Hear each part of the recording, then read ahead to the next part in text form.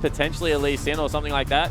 Although I think that Sybil would prefer the Elise over that, and why not? You saw last game how much he can carry on that champion, so... Yeah, Jarvan is also still available as well, so if something other than that Jarvan or the Rumble get picked up, I mean, Qlimax Crew could just grab that combo for themselves. Fantastic for these fights, but are going to be taken away. Lissandra is just almost a must pick here. But no. Looking at Jarvan as a preferred.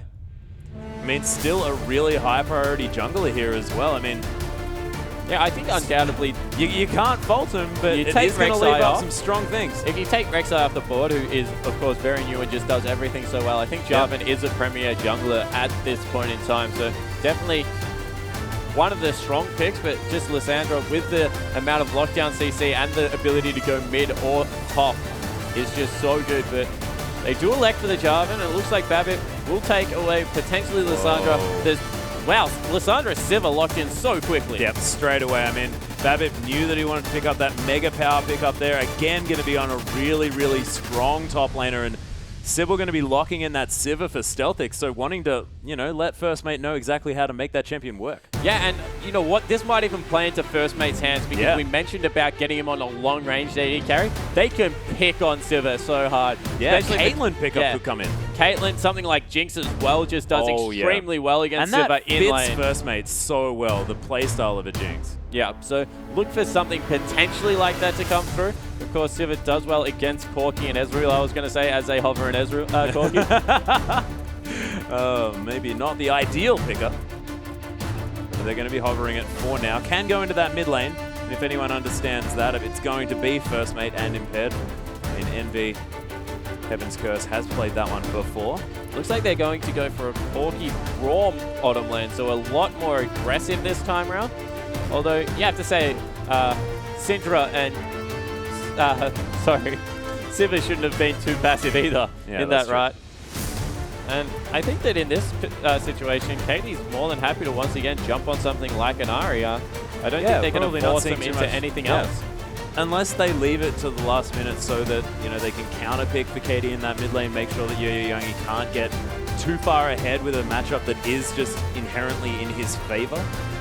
Yeah, I think in that case you go something like a Nami. Ooh, wow. And the Elise is still up, so Sybil could pick that one up yet again, but Rengar is his other signature. Yeah, so just showing a little bit of a different team composition here. Maybe looking to just lock down one target and then get Babbitt in with all that follow-up CC that can come through. I like Rengar Lulu just because of the speed up that can happen and then the big knock-up that comes through from that wild growth. So a very good 1-2 combo there. I think that will be Moon in the bottom lane picking up that Lulu, although we have seen it mid and top as well lately. Yeah, and it doesn't work too badly with a Sivir as well. You can use that Glitter Lance to help just constantly push out that wave, as Kassadin's going to be a potential hover here, and that is a matchup that goes very well in Kassadin's way in that top lane against Lissandra. Yeah, it certainly does. Able to use his Q to harass out and absorb a lot of the consistent damage. Of course, Lissandra does have very big mana issues if you try and spam out the wave early game. So yeah, really have to use that passive to keep it in check. But in saying that, Jarvan is also a terrific matchup against Lissandra. So if they do elect for a different jungle for Impaired, Lee Sin's still available. Yeah, they can throw that into the top lane even. But wow, it looks like it will be Kassadin and an Ahri. So a very magic heavy composition. Yes, not really suiting this Corki pick too much unless Impaired's going to get super aggro and build that Hydra Jarvan, which we all like to see. Slam dunking with that Cataclysm. It may not be the case. The answer, though, coming through into anywhere.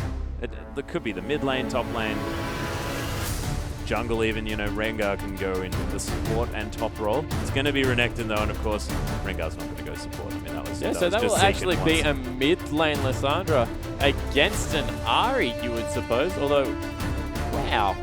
Yeah, okay. Yeah. So they've swapped. Okay, so Lissandra, Ahri in the mid lane. I actually like the matchup for Lissandra. If the charm looks like it's going to hit, you ult yourself. If it doesn't, you ult the Ahri. Yeah. That's kind of the rule of how the matchup goes. A lot of lockdown CC coming through.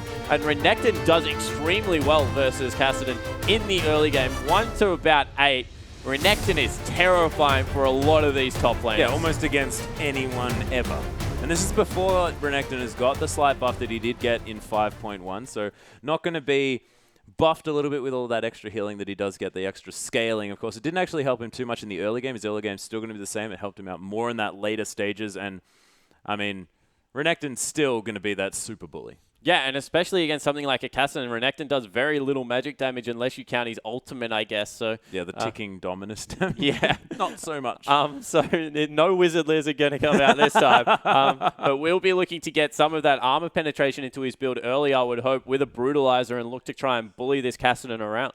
Yeah, and we'll see whether he can make it work as well. I mean, you do get a fair bit of extra sustain as well with that Cull the Meat coming through. So if he manages to hit that on the Kassadin, as that one comes through, it's going to look pretty good. But Lysandra in the mid lane, haven't seen this as much, of course. Saw it a lot throughout the middle of last season, or was it the season before? Not entirely sure. I'm a bit old. But we have seen it in the past. Yeah, last season it was actually, even in the Oceanic region, it was brought back as a counter to Zed by Kensty. I remember that. Yeah, didn't work out extremely well, but definitely has had varied success in the mid lane. I personally like it a lot in the mid lane. I think it adds a lot of utility. Yep, Lysandra dives better than any mid laner. Dives, not dives, dives. Well, we'll see. It'll be one or the other. So if you roam down, you can really impact the map with good, solid roaming, and also pushes out relatively well. So look for potentially Katie to be able to go in and affect other lanes. Yeah, and I really like Lysandra as well against these slippery champions like Ahri, because you just Frozen Tomb. Press your R button on top of them. They're not going to go anywhere. Yeah, they don't move for a very long time. Yeah, they get turned into an ice statue. That's generally fairly immovable. In saying that, the engage potential out of their Symphony lineup is absolutely massive. We've talked about how they've got some very strong laners on Qlimax Crew's side. Jarvan, Kassadin, Ahri, Corki, and Braum can all fly at you at ferocious rates. And if Symphony are going to come out with something special and really try and brawl this one out, like we have seen people when their back's against the wall, they probably couldn't have picked a better team comp to do it. Yeah, that's exactly right. All of them have these abilities to maneuver to a position. So it's not one of those situations where you have the Jarvan and he's just flag and drag, flash cataclysm someone about 15 screens away and the rest of his team goes, we're not there, buddy, and he dies. Because they can Rift Walk, Spirit Rush, Valkyrie, stand behind me, all to get there and get their ultimates and their abilities in the right positions to make this one work out. Because I really, really love the combination of landing that flag and drag, getting that knock up in the mid lane especially, and then Yo-Youngi gets an easy charm. They manage to get those kills, but also in that top lane, you can come through with the Force Pulse, and then he can come in and get an easy knock up. So it's working out across these solo lanes. Yeah, and it's layering of CC that we're really talking about here, and I think that they've got a lot of CC that they can definitely use. If they learned anything from Qlimax Crew last game, it was layering of CC is a good thing to do in your game. It means you cannot move. But yeah, so I think that Symphony definitely have a good chase potential team. If they win some fights, they will, I guess, snowball and get ahead relatively early. And I think that they actually scale relatively well against what is a Renekton lineup. Of course, Renekton does have some troubles in the late game, becomes more of an absorb tank than anything else. Of course, does shred some armor. Rengar does a little bit of that as well, depending on how he builds. Yeah, depending on how you build. But I guess the pick potential is always possible out of Rengar with that ultimate. And the scouting ability, Rengar's at his best where you've denied vision and you're forcing people to walk and check things, and you can really light them up with your ultimate and get that bowler strike to CC them down. Yeah, and you can get that extra speed from On the Hunt as well, so we're going to be very confused with Thrill of the Hunt and On the Hunt. Thrill of the On the Hunt. Thrill of On the Hunt has been popped. How many ultimates is that? I think that's 2. Yeah, and then, of course, Moon going to be able to add some a knock-up on there as well. So I think that Sybil will be fine the whole way through. Struggles up to level 6, of course, because Rengar just doesn't have that gap closer unless you're around the brush. But after that, look for Sybil to really take off. And I said that last time in a Champion Select. For this specific reason, because then he walked into Carvin's jungle and killed him at level 4. So I hope I see something similar. Hopefully it happens, because you've said it now, so we're going to look pretty silly if it doesn't. The other thing that I really like is the wild growth on Renekton here with Dominus popped as well. I mean, you get that AoE slow around you as well as that Dominus ticking for some extra damage and making your Renekton a little bit more of a super tank in that late game at the same time. Yeah, and I guess the last part you have to touch on when you talk about Lulu is the augmentation she gives to your AD. And we've mentioned about how good Lysandra is against Ahri. Lulu's Polymorph is one of the best anti-assassin spells in the game. Oh, yeah. People jump at you and you turn them into a little furry, depending on skin. Little dragon.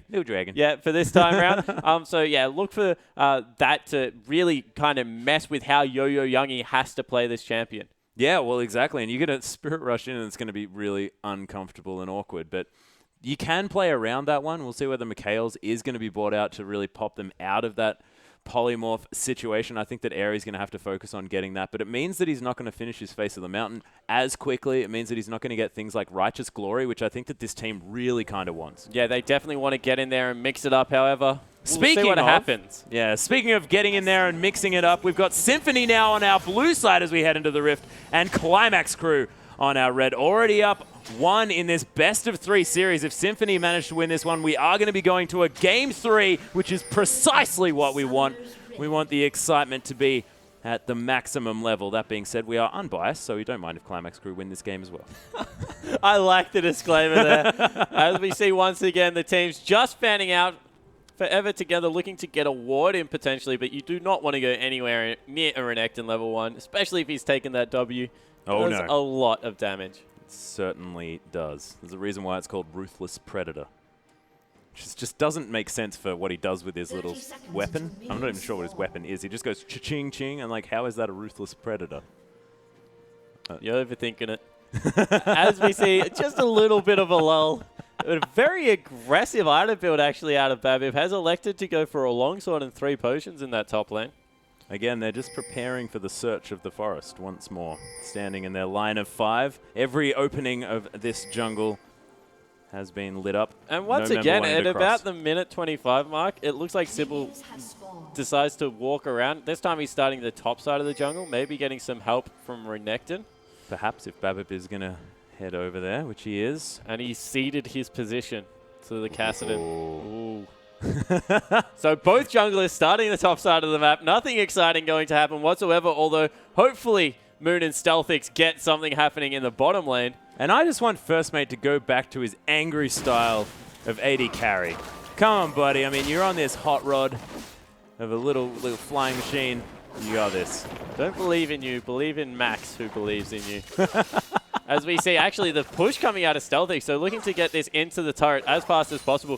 First Mate and Ari actually juggled the aggro of that very successfully, so they lost relatively little health and will be able to only CS. lost 1 creep as well out of that shove. Yeah, because they shoved it so hard, that's why, and they will be able to CS relatively fine under this turret, so nicely done out of Symphony's bottom lane. They've hit level 2 nice and early. Yeah, and look at that. First Mate only just coming down to the AD carry roll, already managing to coordinate this last hitting under the turret so beautifully. Love to see it. Love to see it.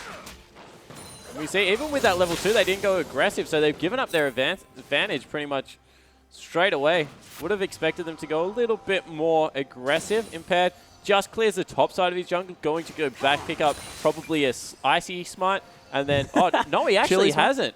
Oh, he's gone the Trailblazer. He wants to be farming this jungle over and over again. Get to that Cataclysm as quickly as possible as he just leaves his flag out there and drags to it when he feels like it. As Sybil going to get the Scuttle Crab. I love it. I like this out of Sybil because it means that in the top lane, Babib can just pressure so hard. There's absolutely nothing they can do to get rid of that vision now, so able to ensure that he's up there. Also a little bit of a counter gank potentially looking for there by Sybil, just making sure that this Renekton isn't going to be harassed in the top lane, can continue to push up and be a nuisance. Yeah, that's exactly right. And you really need to protect your Renekton as well because you're likely to shove in those waves over and over again because you're such a powerful laner, which leaves you open to these gank situations. And Sybil, even though Impaired isn't up here as well, Sybil is here for insurance, which is great. Yeah, and that's what he's doing. He's just making sure that this Renekton isn't going to be harassed. Impaired, of course, going to take that Scuttle Crab now. The map.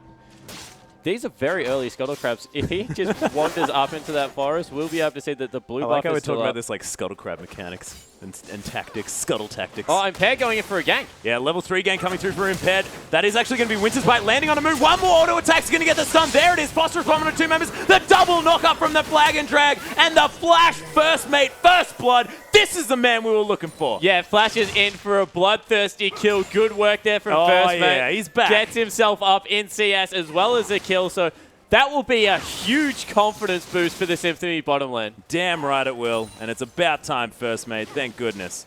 Yo, Young, you're going to be farming out this mid lane as well. Oh, man, I'm reeling how excited that was. Babip going to be pressuring still. The Flask is available. Slice actually coming through. The Dice is still available as well. Wow, look at this. So much damage. Forcing the flash out of Forever Together. And when you don't, there are a lot of passive laners in today's meta.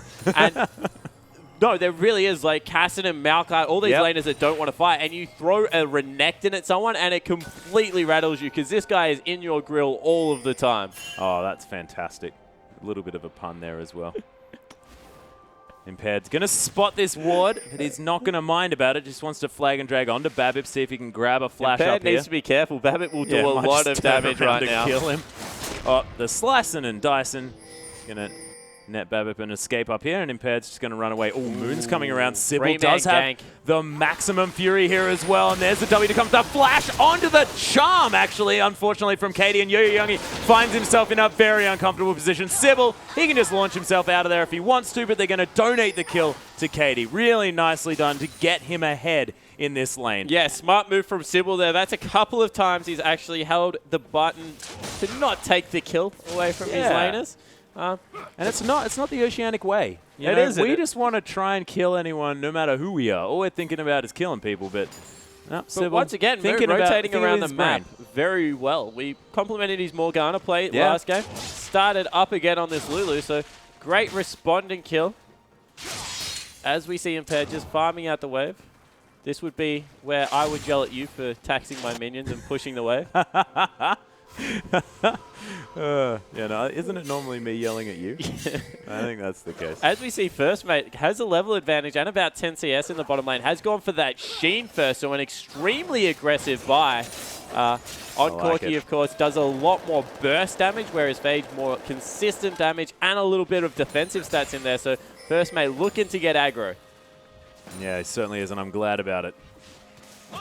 And he's also farming up relatively nicely. Does have about an 11 CS lead, but Stealthix with a large wave. Just going to use that Ricochet in order to clear that one out as well. Checking for wards one more time. Once again, looking to take that Scuttle Crab. They're putting a lot of effort into getting Babip a lot of vision control as it goes in.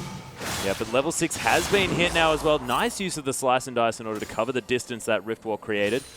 And actually, Forever Together trading relatively nicely here with this Babip. Yeah, and able to even up the CS. Whoa! Do you see the item buy that came in? Babip with a Brutalizer first up. Yeah, of course. What else is he going to buy? He's a Renekton. I thought maybe like a giant spell.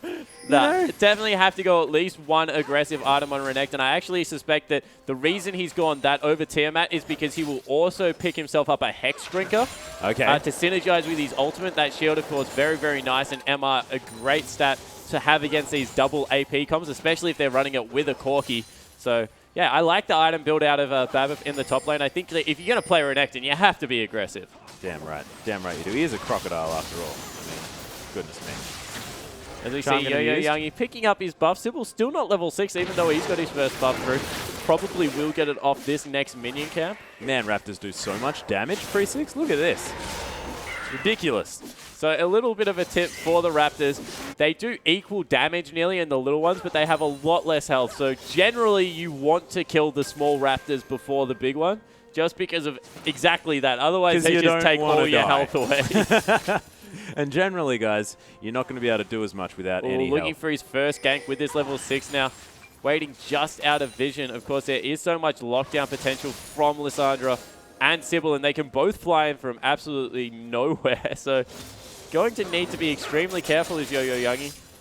As Stealthix just farming out with that Boomerang Blade now. Very, very scared of the level 6 First Mate.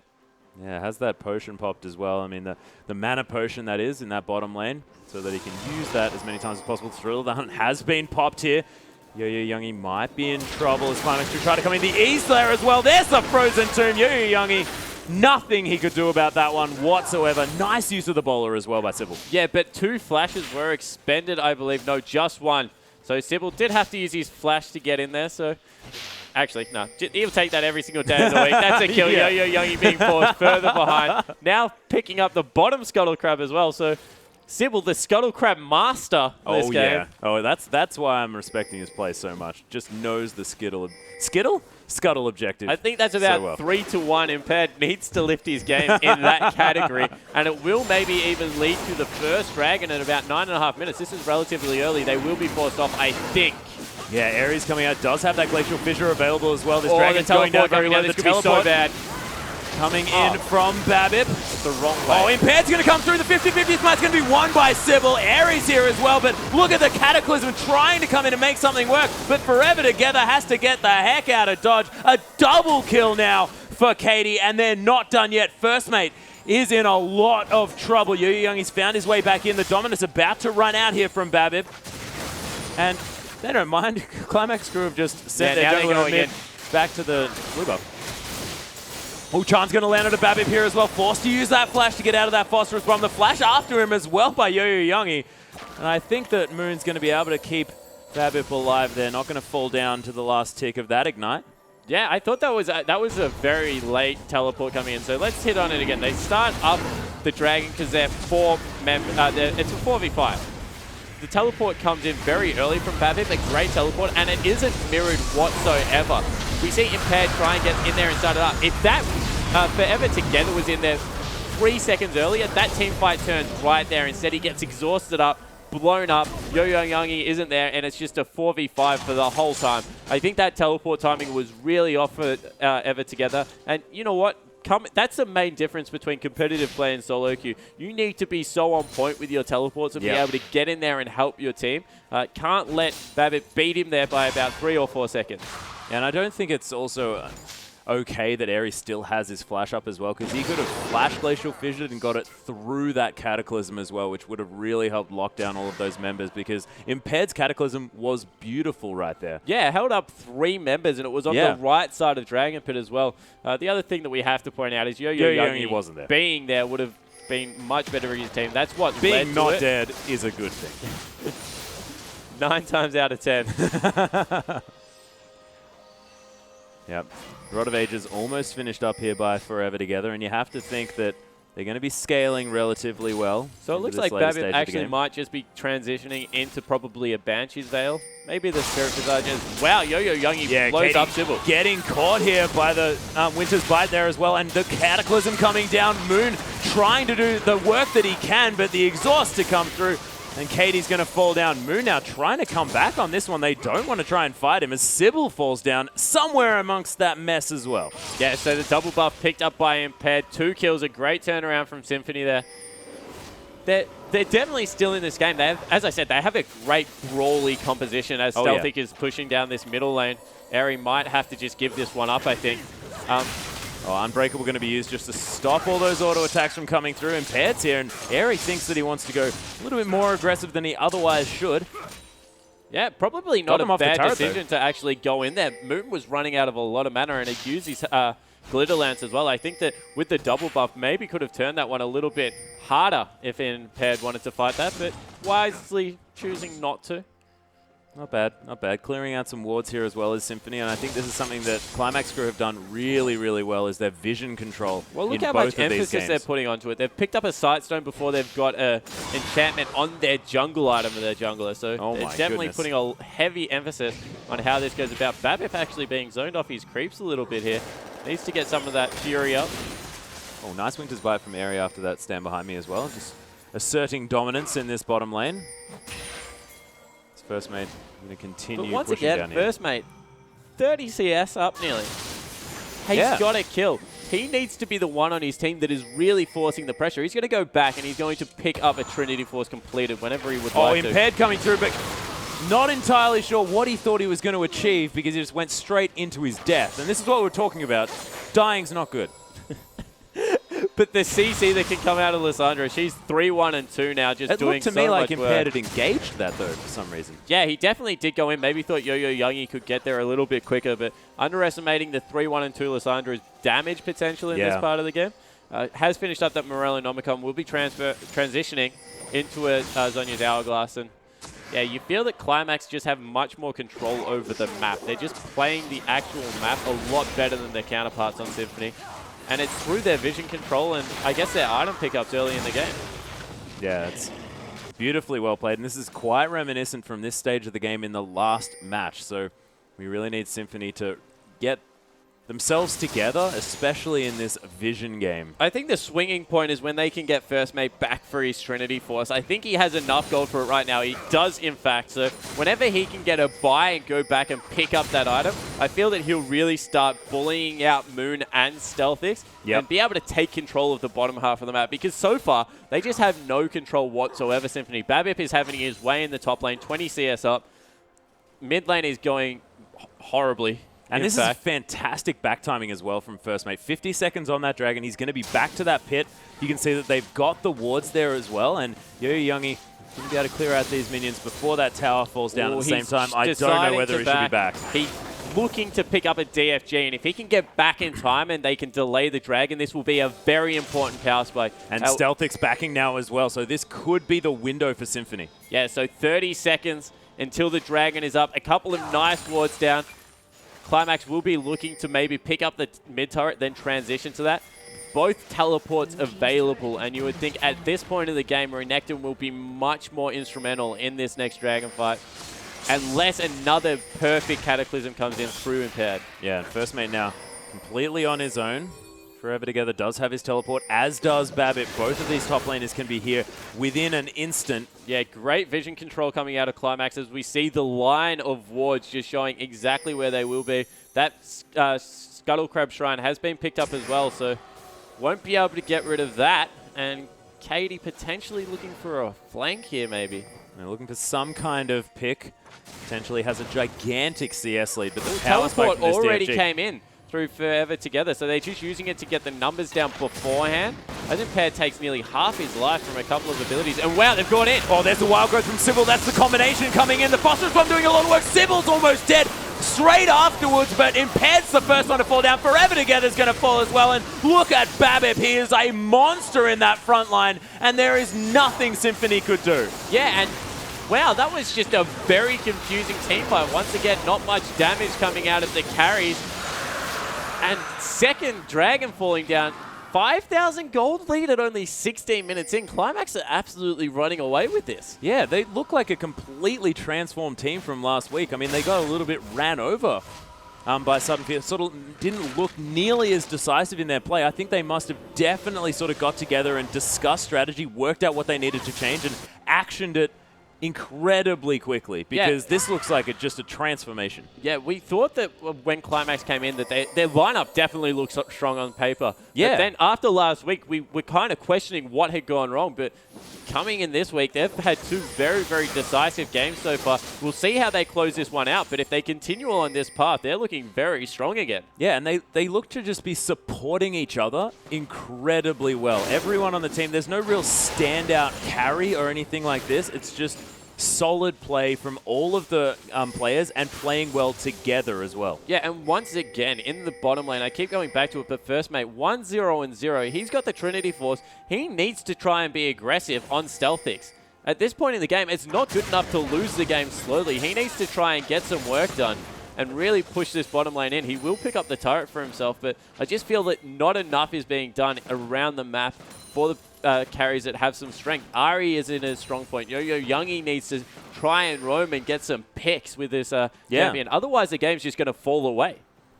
It's not looking too great for these guys on the side of Symphony. And Symphony, not Sympathy. It's a little bit sad, sort of like we're calling it already. And Youngie has managed to catch out going to miss the taunt, unfortunately, here, but Airy does manage to get his passive on. That's stacking up a couple of times, but Sybil's going to make his way out. So tanky already with that Kindle Gem as well as the Sight Stone and his jungle item. So he's going to be A-okay. Together forever. He's going to be moving around this top side of the jungle. Yeah, and Stealthix and Moon just going to push down this turret. We mentioned this game may turn into Climax being outscaled because they have Renekton. But if you got a 4-1 for Lissandra and a 3-1-5 Rengar, at that point it doesn't even matter.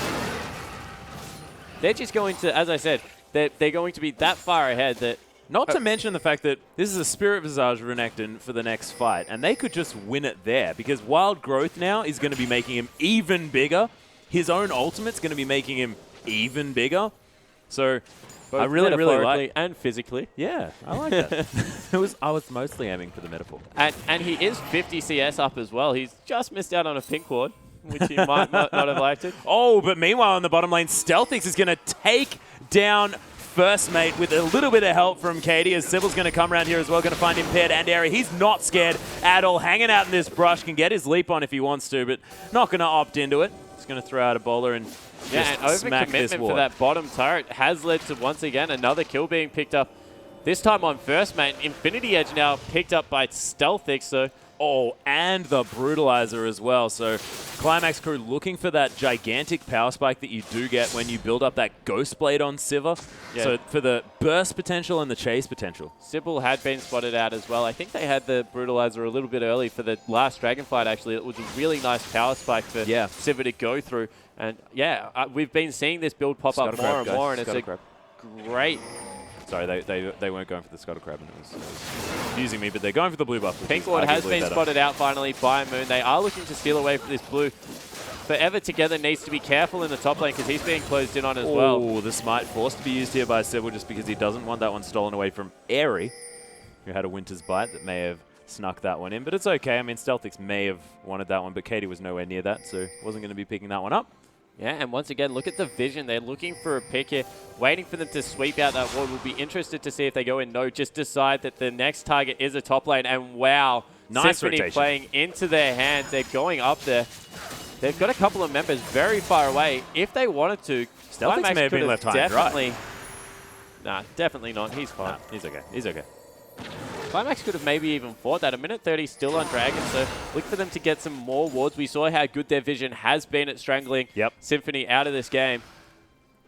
And they've just hit some really nice item thresholds here as well with that Spirit Visage just being finished up. The Zhonya's Hourglass now available for KD as well as that Infinity Edge now onto Stealthix. So this is why they're moving around as a team, because they're okay with it. They've hit the spikes and thresholds that they want, and they want to capitalize. Yeah, for maybe the next 10 minutes, they're definitely stronger. It's really until this Renekton will start falling off at his second and third item. When Castaning maybe picks up that Zhonya's Hourglass and some Sorcerer Boots, that they will actually be in a position to fight. And wow, Yo-Yo Youngie may be gone. Oh, Sybil, Thrill of the Hunt has been popped. Yo-Yo Youngie was there for a second. Now he's gone. First Mate having to use that Valkyrie to escape, and Qlimax Crew just made that look so easy. They just get picks when they want. And there's a Ruthless Predator coming in. The Frozen Tomb onto Airy. That's the support, but they don't mind. They just want to kill someone. Yeah, and they're going to turn this into, once again, another objective. Mid-turret falling. Right now, as it goes down, they will be able to rotate to a Dragon 30 seconds if they want to as well. Or they can just back right now and maybe even set up for another pick as well. Impaired doesn't want to let go of his jungle control, but this is so dangerous to chase this team out. Manages to get the Raptor, so we'll be able to spot out some wards if he does head through somewhere. And Qlimax Crew just going to head back to base. 15 seconds on the Dragon. This is a potential opportunity here for Symphony to pick up their first Dragon, but I don't think that they're going to be able to. They've split their back timing because Stealthix and Babib still hanging around would be able to poke off with that Boomerang Blade that we just see. Oh, slicing and dicing over the wall there in the mid lane. Impaired being forced to get the heck out with his Flag and Drag. His First Mate trying to be a little bit aggressive. Definitely better, showing signs of life. But he's probably not used to being in this AD carry role. Stealthix being caught out. Yeah, there's the Cataclysm onto Stealthix as well. Forced to use that heal, and that's the only reason it saved him. The Whimsy Shield going to be just enough to help keep Stealthix alive. And Dragon is now up. If there is a time that they can turn around and take an objective, it is right now. I think Dragon is the easiest for them to take. Especially when Stealthix isn't there, has so much AoE potential coming out of this Sivir.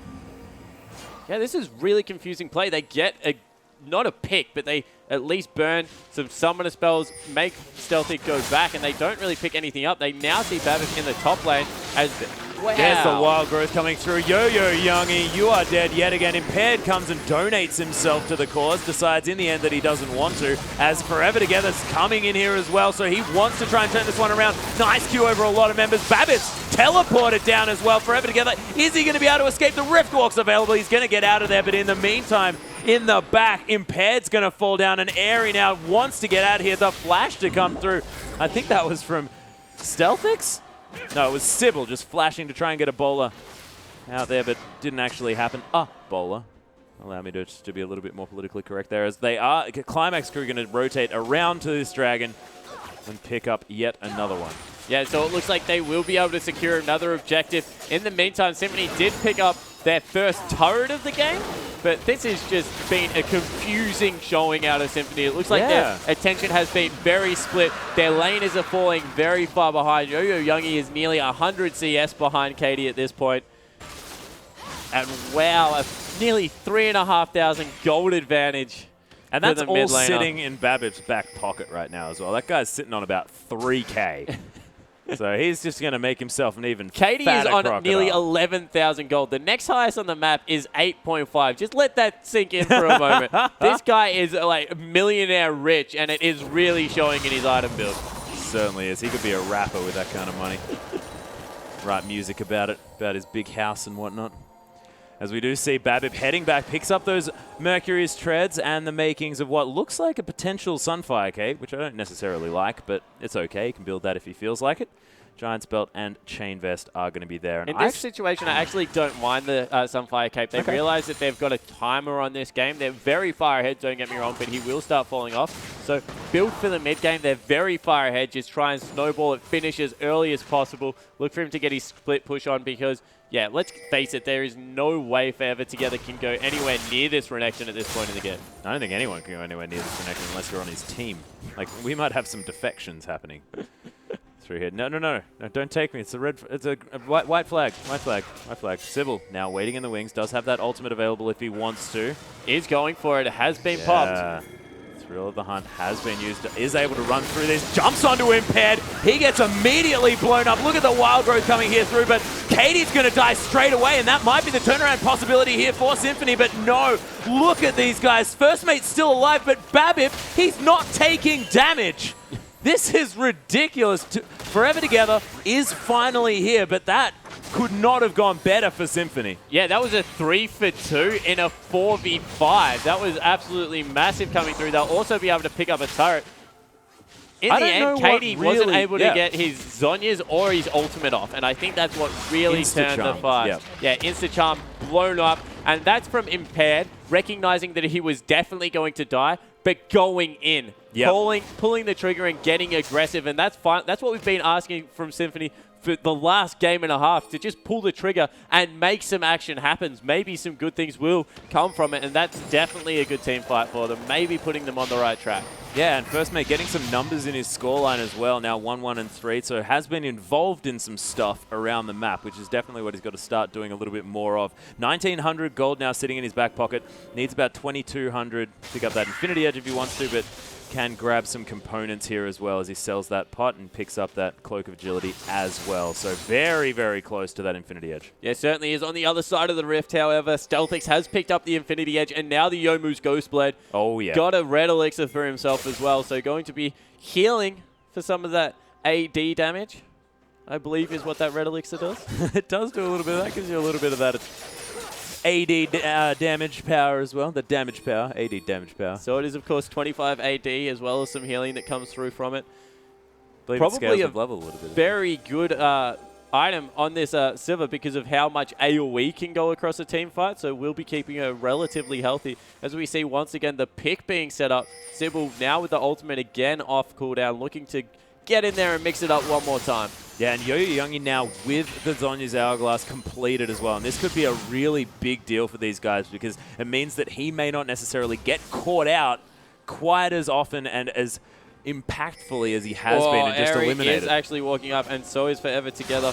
They didn't know that First Mate had gone back to buy, otherwise I'm sure they would have pulled the trigger on that team fight. As the charm does land, but you just see how tanky this Renekton is. Yeah, and that really didn't last very long as well as that tenacity from those Mercury's treads. Ooh, Sybil's going in. The Hunt has been popped here yet again. The Whimsy's on him as well. He's so fast running into this backline, but straight away, that's a fantastic ult coming out of Eri. They're trying to turn this one around, but you can see the burst damage coming through. Katie's just doing work. If he doesn't get killed, then it is so hard for them to win. Forever Together gonna have to get himself the heck out of here, and the same strategy didn't quite work out this time. Yeah, and it was because they had the numbers advantage this time. Forever Together very late once again on the teleport. Babip got caught backing with his pants down. That's not what you want to see. That is why you do not hit P until you're in fountain. We've all learned a valuable lesson this day. MVP is, of course, the shop, and able to pick up, I guess, a kill there for absolutely nothing. A little bit lazy coming out of the top laner, and a redemption kill. They will be able to get some control around the dragon area, so that's good news for Symphony. Yeah, 1 minute and they have an opportunity to get that first dragon for themselves, which is going to be so important. They pulled this gold lead back just a little bit, now sitting at about 7,500. So hopefully... Or 7,500 for those that can actually speak English at home. What's wrong with 7,500? That makes sense, doesn't it? As our whole production crew laughs at Atlas. Looks like this game is slowly falling away from Symphony. Sort of like my brain is away from me. They have got good control over the bottom side of the map now. I think that it's just to the point where this Lysandra is getting ridiculously farmed. Picked up another needlessly large rod.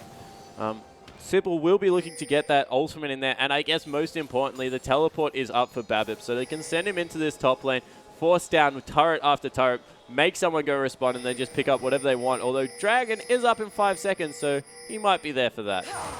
Yeah, looking to try and grab this one. Symphony do have the timer. They're here now, so are going to be able to pick up potentially their first dragon, which is so important, as we mentioned. Climax know this is Sybil going on teleport. Thriller hunting his way in. They do manage to get the dragon, but is it going to be too much? We'll see whether the QMX can turn this one around. Katie utilizing that ultimate to try and get through, but Zhonya's Hourglass is coming through as well. Babip just getting the double knockup with that wild growth as well. First mate is going to survive, but my gosh, this Qlimax Crew lineup are just smashing Symphony so hard in these fights.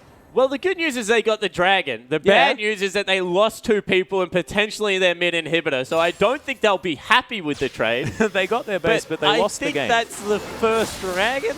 Yeah, they got their first dragon. Yeah, so that's good. Yeah, like, let's look on the bright side. As the inhibitor turret falls, nothing they're going to be able to do about that one. An inhibitor will be sure to follow, and you think that at this stage, Climax will probably just turn towards probably bottom lane or maybe even the Baron to be able to build their lead even further. Wants to run. Pops that Ghost Blade. So well, he saw what happened to Babip last time. He wants to be as far away from the base before he backs as possible. Might even just run to the fountain. Yeah, I think that's probably going to happen as Babip gets a couple of pink wards for that one slice, which I very much like. I don't think you can slice through walls, so he's not going to be able to dice his way out of there either, so it's a little bit unfortunate. First mate going to be clearing out the red buff. 1-1 and 4 now on this guy, so not looking too bad. Yeah, he's had a much better showing this time around. He's got 5 of 8 kill participations. I do think he needed to go a little bit more aggressive earlier on in the game. It kind of had slipped away from them when he did start playing that aggressive Corki that we've seen. But yep. And in the end, this is what happens when you pick a scaling lineup like a Cassidy into something as early game as Renekton. They can just run all over you. And Sybil might now be looking for maybe forever together in the top lane. See if he can lock down this Renekton. As Thriller Hunt's been popped. Is he going to be able to get the stun? He is going to get it. There's the flash immediately after the Rift Walk, and Katie coming in because he needs to have something to do with every single kill that's happened on this map. Yeah, 20 out of 20. I hadn't even noticed that till you brought it up.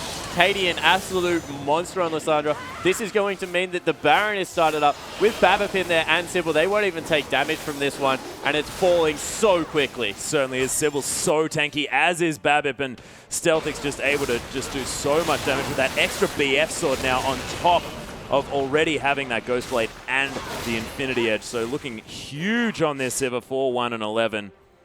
And what a turnaround from Climax week to week. We touched on it. They definitely didn't look themselves against Sudden Fear.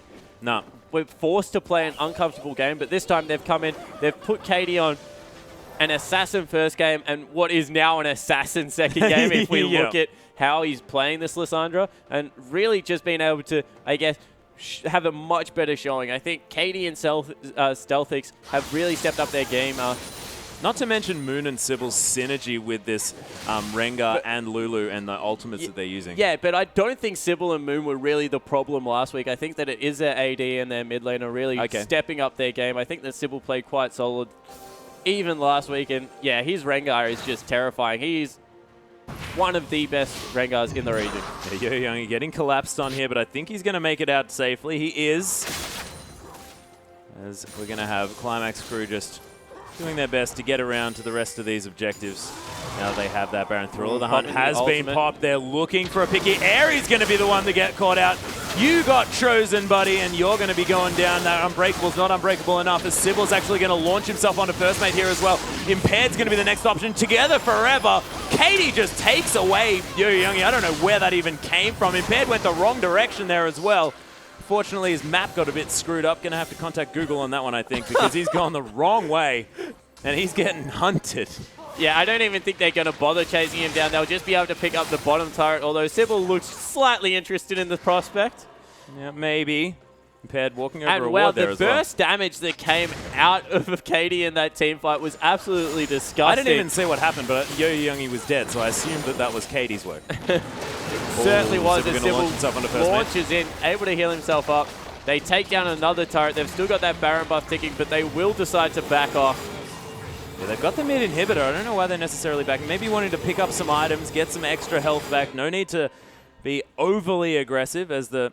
Actually, it's a nice pickup here in the magic resist department for Stealthix. Has that Spectre's Cowl now building towards the Banshee's Veil. Not even caring about whether he gets a Last Whisper or not, even though there is a Randuin's Omen on Impaired. Yeah, and I think that the reason that they're playing it so safe is just because of the fact that there is so much at stake. So why not just take it back, play it slow, wait till the inhibitor respawns, and play this one tutorial style, take out everything they possibly can, and just move in for the win. Yep, they are doing that. And Stealthix and Code heading up to the top lane. It's the last remaining inner turret, so unsurprisingly enough, they are going to be heading up here just to make sure that they can get that one off the map as well. So getting rid of everything that they can before they try and break down the bottom and top doors of this map. As On the Hunt has been popped here by Stealthix. They want to try and get a catch. They're just going to run straight into the base. Look at this turret fall. That inhibitor is going to do exactly the same thing. And Qlimax Crew they switch it on. And Symphony, this is their last chance. Katie doing so much damage here. Babip in the front line here as well. And Impaired just gets obliterated straight away. Together forever as well. Look at the AoE potential. Ares about to fall down. The Riftwalk was just enough to get Together forever to safety. It's only a couple of members down, but Qlimax Crew just making Symphony rethink their decisions. And wow, Stealthix coming up massive. Wow, we see Together Forever actually going in. Oh, Babip, you might be in trouble, buddy. He certainly is. He understood it as well because he got a little bit aggressive towards the end, but his life traded for a couple of inhibitors and a couple of turrets is definitely going to be worth it as they head back to Dragon once again for their fourth now of the game. Yeah, able to pick up another Dragon. You would have to think that with how this game is going, after that they'll just walk down the bottom lane, push them in, wait for the super creeps to be in the base and then just take it from there. Climax looking so much stronger. They certainly are, and it's just amazing how polarizingly different this lineup looks. They're so together, they're so focused, they know exactly what they want to achieve, and they're just doing it so well. And it's just great to see it out of these guys because they showed so much promise last year and were just slightly pipped at the post. Yeah, as we see, just picking up some buffs on the side of Symphony. Maybe looking for one last heroic stand. The last hurrah of Symphony. Right out with them at dawn. Yep. The final song on the album. Oh, so bad. So bad. I'm just not touching the music parts. They're so horrible. Someone's got to do it, mate. Someone's got to do it. I just wish I wasn't here. As we see them once again moving into this bottom lane, they're looking to take out the last inhibitor of the game. Yep, the last inhibitor turret. There's still a turret on the map, guys, that's not a Nexus turret, so they have to be taking that one first. Forever Together does know that. So he's ready and waiting. Moon getting a bit of farm. So here it is. The waves have been pushed out a little bit. Symphony maybe have about 15, 30 seconds to make a decision on when they want to go, because there is no question at this point in the game, they have to go before the minions are in their base. Probably one more wave will spawn, and then at that point, their Impaired has to just pull the trigger on something massive. Yeah, and they're gigantic stacks of minions here as well, streaming into the base. As we can see in the top wave, there's a couple of super creeps, and then there's a couple in the mid as well. So Qlimax Crew playing it patiently, know that they can just keep clearing these waves until they can pick up the 4v5 situation. And now it's too late. The inhibitor, the Nexus turrets are under fire. Sybil's going in, and this will probably be game. Rocket of the Iron Solari on the hunt and Thrill of the Hunt have all been popped now as well, as everyone doesn't want to get jumped on. They're just going to wait for that turret to go down. Cataclysm onto just Sybil here as well. Babip slicing and dicing his way into the backline. Airy now trying to play frontline, but he's not tanky enough. Impaired coming in as well. He's not dying quite as quickly, but my gosh, Qlimax Crew have so much damage, and everyone is so scared on the side of Symphony. They're all running. My goodness. Babip does fall down. First mate picks up that kill, but Katie just annihilating the mid laner there. And this Nexus is just getting torn to shreds. And Qlimax Crew with a glorious 2-0 victory. Yeah, Katie took offense to something that Yo-Yo did, I think because so. he just was ulting him every team fight and deleting him off the map. Fantastic series coming out of Climax, able to 2-0 Symphony, who we thought were going to be a good team coming through. They had their moments, but just all in all, maybe the roster swap put them in a little bit of a disadvantage. Yeah, it's so difficult to fill a role with someone that's not actually been practicing that role as well. Especially when you're replacing Mizui, who is probably one of the better members of the team. Yeah, plus what it does to you mentally as well, because they hadn't really tested this out in a competitive scene. It's a change up, and as soon as there's a change, you're not confident in what you're doing as well. So it's just a little bit unfortunate that Mizui left the team and left sort of Symphony in a little bit of a lurch there for that matchup. Yeah, and it looked like they were trying to play way too late game. I actually think we have a replay coming up of one of the Dragon fights that just shows exactly how they were trying to play, I guess, the middle section of that game. So as we set it up, we have Babip in the top lane, and this is what really changed the game. So if we just roll what comes through here, they're trying to actually start up the Dragon. Yep. They think that they got the early teleport in from Forever Together, and they are the ones that want to go. But what they don't know is there's going to be a flank from Renekton, and when they go in, Sybil just absolutely pops everyone up, and they obliterate this team fight. That Frozen Tomb just does so much work. Babip is an absolute monster on the backline, and from there, they just slowly lost the game. They were always the one playing reactionary. Climax were always the people engaging on them, and when you play proactive League of Legends, it's just so much easier to not make mistakes, and Symphony just made too many mistakes playing reactively. Yeah, and that was both of the carries, the damage dealers that survived that fight as well. So Climax managing to tear through the tanky members of the team like they were butter in that fight, and they were just focusing the players. And you saw how chaotic that fight was. I mean, these guys do it messy when they're battling one another, but able to pick their targets really, really well, methodically go from one to the other, just remove them, and then as soon as there's no front line, what's a Corki and Ari going to do? They're just going to die if they try and run into these really tanky guys. Yeah, exactly right. And and that's what I mean. If you're moving forward, it is much easier to win those fights, but unfortunately, just not able to get it done. Yeah, so unfortunately, that is the last we're going to see of Symphony. As far as moving into the OPL is concerned, they might be back for the next OCS competition. I really hope they do. But congratulations to the Qlimax Crew. They are through to the next round of games. Of course, it's the lower bracket, so still one more test for those guys.